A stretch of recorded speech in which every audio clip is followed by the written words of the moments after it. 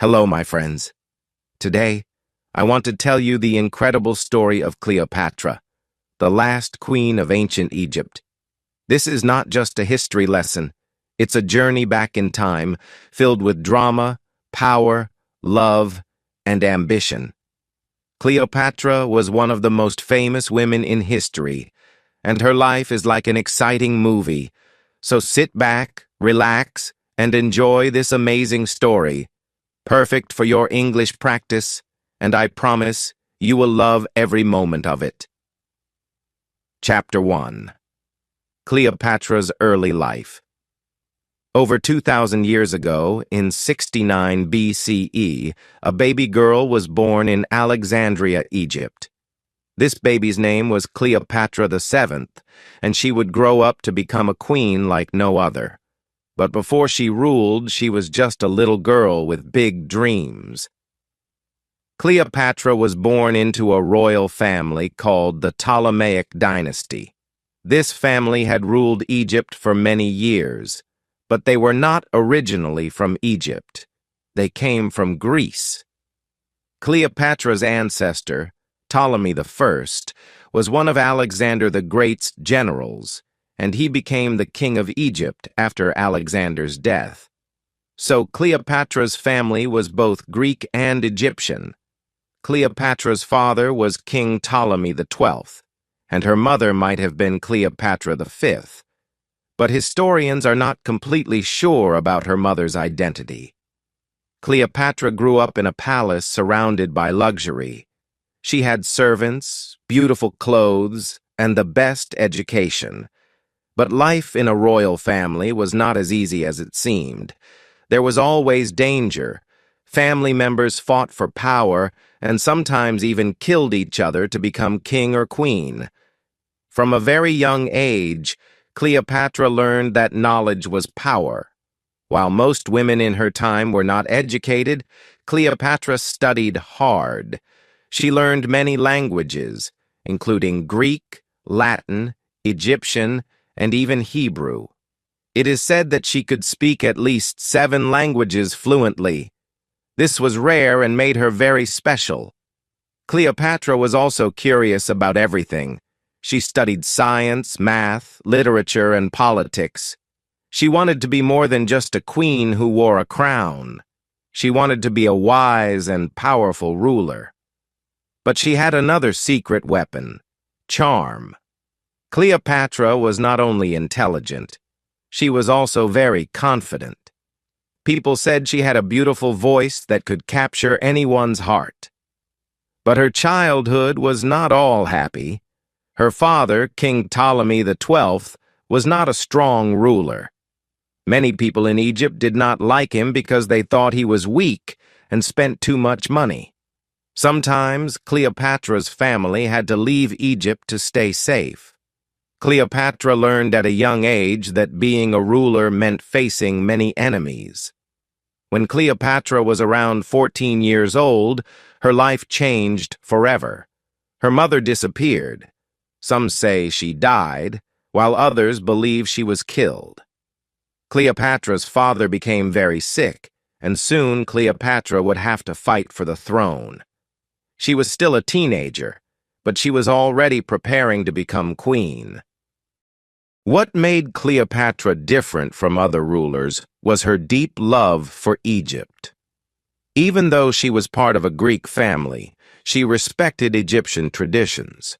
She was the first Ptolemaic ruler to learn the Egyptian language, and she even presented herself as the goddess Isis, a powerful figure in Egyptian mythology. By the time Cleopatra was a young woman, she was ready to rule. But ruling Egypt would not be easy.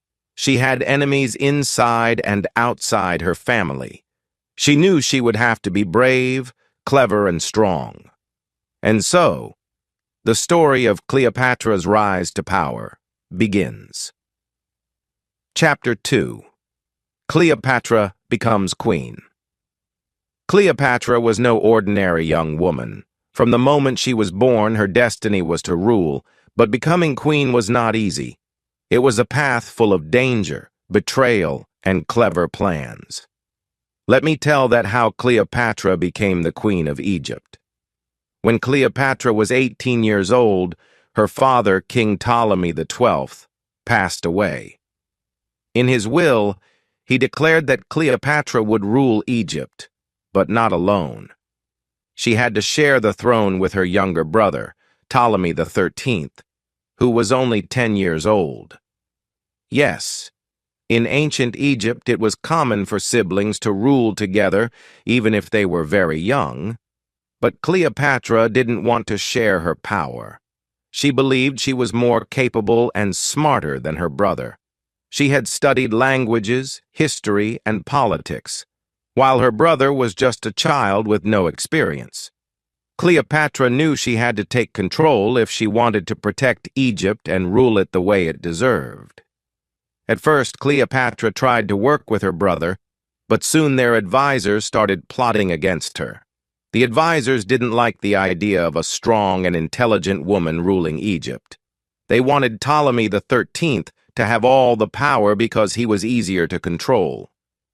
Cleopatra's life quickly became very dangerous. She was forced to leave the royal palace and flee to the desert. Imagine this: Cleopatra, the rightful queen, wandering in the hot, dry desert with only a few loyal followers. She had no home, no army, and no throne. But Cleopatra was not the kind of woman who gave up. While she was in exile, Cleopatra began to make a plan. She knew she couldn't take back her throne alone. She needed help, and she had to think fast. Luckily, at this time, a powerful Roman general named Julius Caesar arrived in Egypt. Caesar was one of the most famous and influential men in the world, and Cleopatra saw an opportunity. Cleopatra decided to meet Caesar, but she knew she had to do something dramatic to grab his attention. She couldn't just walk into the palace because her enemies would stop her. So she came up with a bold and clever idea. One night, Cleopatra had her loyal servant wrap her in a large carpet. Yes, a carpet. Then, the servant carried the carpet into Caesar's quarters as a gift. When the carpet was unrolled, Cleopatra appeared, looking stunning and full of confidence. Imagine Caesar's surprise when this beautiful, intelligent young woman emerged from the carpet. Cleopatra spoke to Caesar with charm and intelligence. She told him about her struggles, her love for Egypt, and her dreams of becoming a great queen. Caesar was impressed. He saw that Cleopatra was not just beautiful, she was also brilliant and ambitious. Caesar agreed to help Cleopatra regain her throne. Together, they planned a way to defeat Ptolemy XIII and his advisors. Cleopatra's enemies didn't stand a chance against the combined forces of Cleopatra and Caesar. After a fierce battle, Ptolemy XIII was defeated, and Cleopatra was restored as the Queen of Egypt. But Cleopatra wasn't just satisfied with regaining her throne. She wanted Egypt to become powerful and respected again. She started working closely with Caesar to strengthen her country. She introduced new policies, improved trade, and even built a strong relationship between Egypt and Rome. Chapter 3. Cleopatra and Julius Caesar. Cleopatra was now the Queen of Egypt, but her life was far from peaceful. She had won her throne back with the help of Julius Caesar, one of the most powerful men in Rome. But their story wasn't just about politics. It was also about love, ambition, and danger. After Cleopatra defeated her brother, Ptolemy XIII, with Caesar's help, she became the most powerful person in Egypt. But she didn't want to just rule Egypt. She wanted to make her country strong and respected across the world. She knew that having Caesar by her side could help her achieve her dreams. Cleopatra and Caesar spent a lot of time together after the battle. Cleopatra admired Caesar's strength, intelligence, and ability to lead armies. Caesar admired Cleopatra's beauty, charm, and clever mind. Even though Caesar was much older than Cleopatra, he was around 52 years old while Cleopatra was only 21, their connection was strong. Cleopatra invited Caesar to stay in Egypt, and he agreed. Together they explored the beautiful city of Alexandria, sailed along the Nile River, and talked about their plans for the future. Cleopatra showed Caesar the rich culture and history of Egypt, and Caesar was impressed. He saw that Egypt was not just a land of deserts and pyramids, it was a powerful and wealthy country with great potential. During this time, Cleopatra became pregnant. In 47 BCE, she gave birth to a son, whom she named Ptolemy Caesar, but people called him Caesarion, which means Little Caesar. Cleopatra believed that Caesarion would one day unite Egypt and Rome, creating a powerful empire. She wanted her son to be a symbol of strength and unity. But their happiness didn't last long. Cleopatra and Caesar's relationship caused a lot of problems. Many people in Rome didn't like the idea of Caesar being so close to a foreign queen. They thought Cleopatra was trying to take control of Rome through Caesar. Some even called her a dangerous temptress. Caesar decided to return to Rome, but he didn't leave Cleopatra behind. Instead, he invited her to come with him. Cleopatra, always bold and fearless, agreed. She traveled to Rome with Caesarion and a grand entourage. Imagine the scene. Cleopatra arriving in Rome with golden chariots, exotic animals, and beautiful Egyptian servants. She wanted to show the Romans the wealth and power of Egypt. In Rome, Cleopatra lived in a luxurious villa provided by Caesar. She attended banquets, met important Roman leaders, and even influenced Roman fashion with her Egyptian style. But not everyone welcomed her. Roman women were especially unhappy because Cleopatra was so different.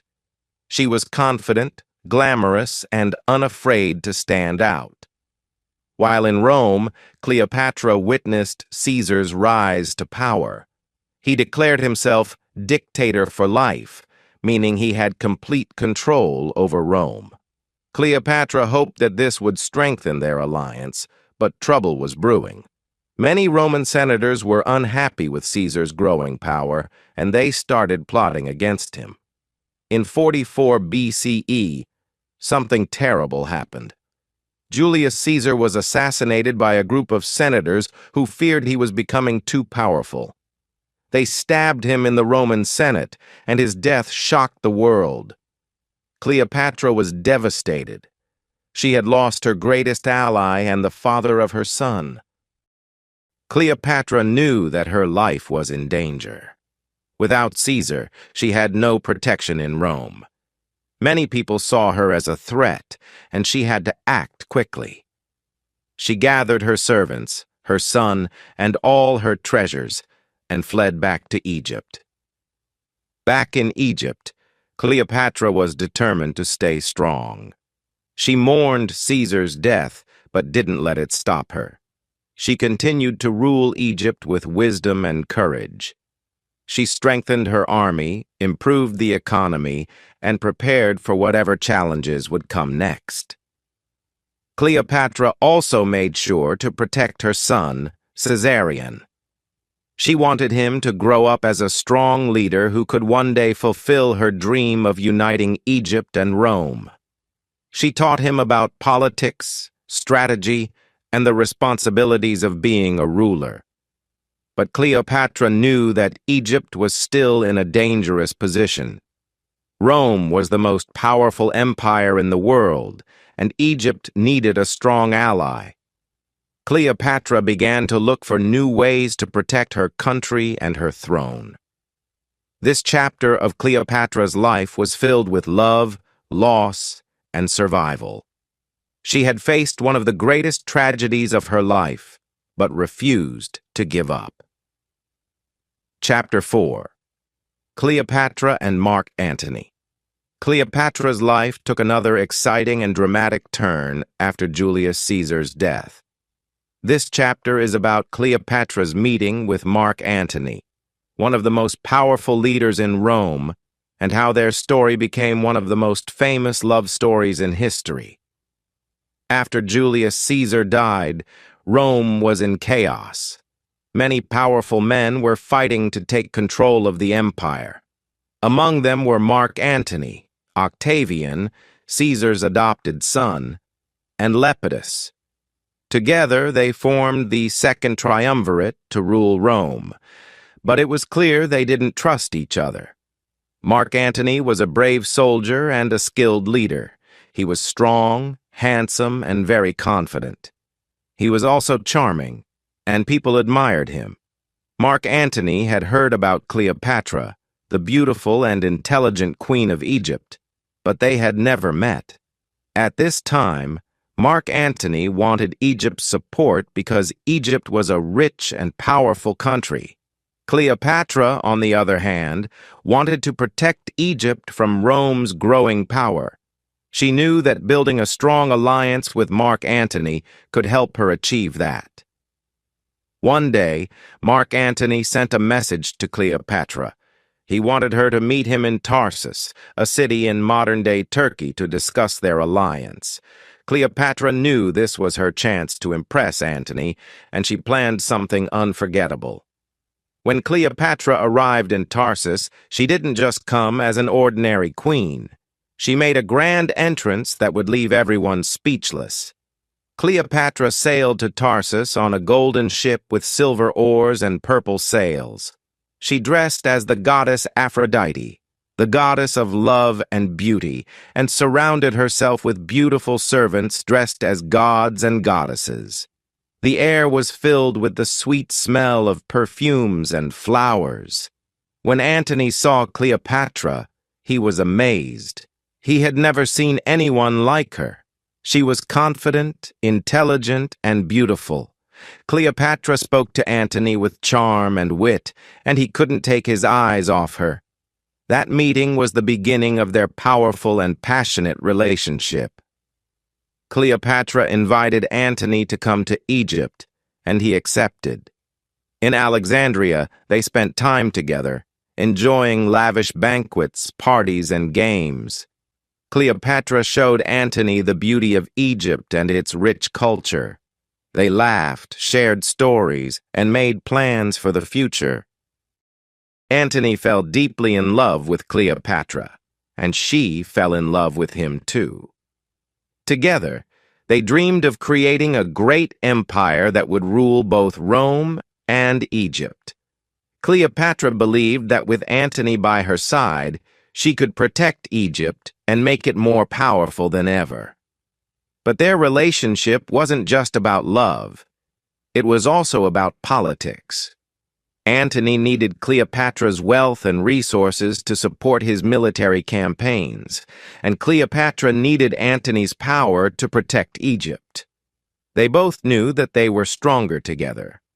Cleopatra and Antony's love grew stronger, and they even had 3 children together: a son named Alexander Helios, a daughter named Cleopatra Selene, and another son named Ptolemy Philadelphus.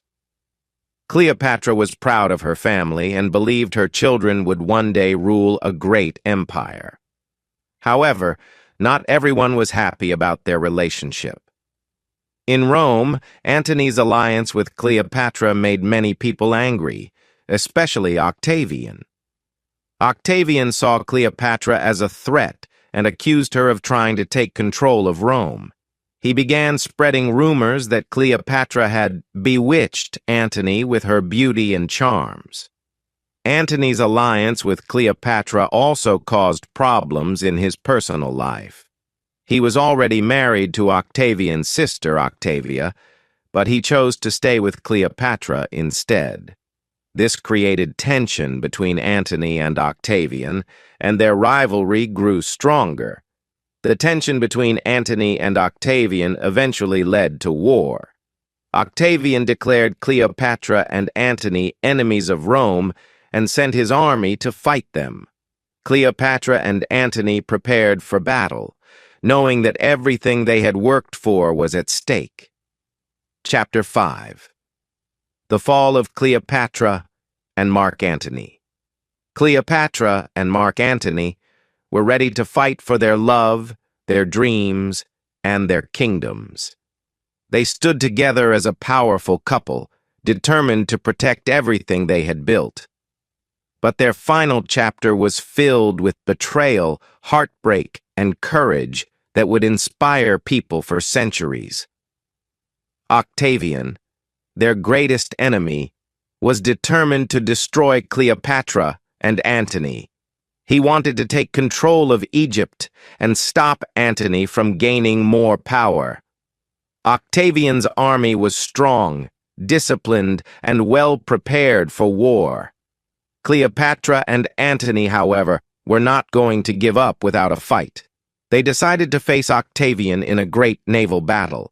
This battle, known as the Battle of Actium, took place in 31 BCE near the coast of Greece. Cleopatra brought her fleet of Egyptian ships, and Antony brought his Roman forces. Together, they believed they could win. The day of the battle arrived, and the sea was filled with ships, soldiers, and weapons. Cleopatra and Antony fought bravely, but Octavian's army was too strong. During the battle, something unexpected happened. Cleopatra's ship suddenly turned and sailed away. Many believed that Cleopatra retreated to protect her fleet and herself, but Antony misunderstood her actions.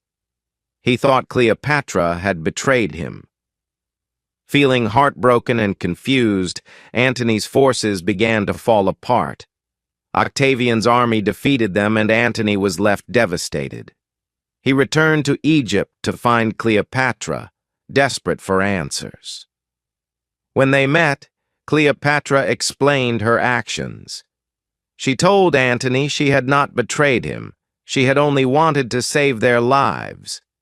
Antony believed her, and their love remained strong. But they knew their enemies were closing in.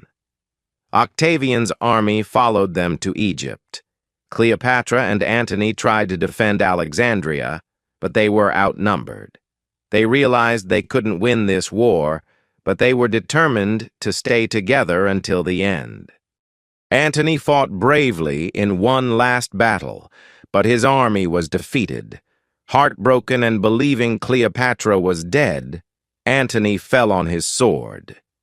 As he lay dying, news came that Cleopatra was still alive. His servants carried him to Cleopatra's hiding place, and the two lovers shared their final moments together. Antony died in Cleopatra's arms, leaving her alone to face her enemies. Cleopatra knew that Octavian would soon capture her. She refused to let him parade her through Rome as a prisoner, showing her as a defeated queen. Cleopatra was a woman of pride and dignity. She decided to take control of her fate. In her final moments, Cleopatra dressed in her royal robes and crown. She surrounded herself with treasures and symbols of her reign. According to legend, she arranged for a poisonous snake, called an asp, to be brought to her. She allowed the snake to bite her, ending her life on her own terms. When Octavian arrived, he found Cleopatra dead, lying peacefully in her royal chamber. He was shocked, but also impressed by her courage. Cleopatra's death marked the end of the Egyptian kingdom. Octavian took control of Egypt, and it became part of the Roman Empire. But Cleopatra's story didn't end there. Her life and her love with Antony became legendary. People admired her for her intelligence, bravery, and determination. She was not just a queen, she was a symbol of strength, resilience, and courage. Cleopatra's story teaches us that even in the face of great challenges, we can stand strong and fight for what we believe in. She never gave up on her dreams or her country. She showed the world that women can be powerful leaders, thinkers, and warriors. Her life may have ended in tragedy, but her legacy lives on. Cleopatra reminds us to never give up, to believe in ourselves, and to take control of our destiny. She proved that even in the darkest moments, we can face our challenges with courage and dignity. So, my friends, let Cleopatra's story inspire you to be strong, to dream big, and to never let fear stop you. Her life may have been filled with struggles, but it was also filled with love, hope, and greatness. Be like Cleopatra, bold, fearless, and unforgettable. What did you think of this incredible journey? Isn't Cleopatra's story one of the most inspiring stories in history? Let her life remind you that no matter how hard life gets, you have the power to rise above it.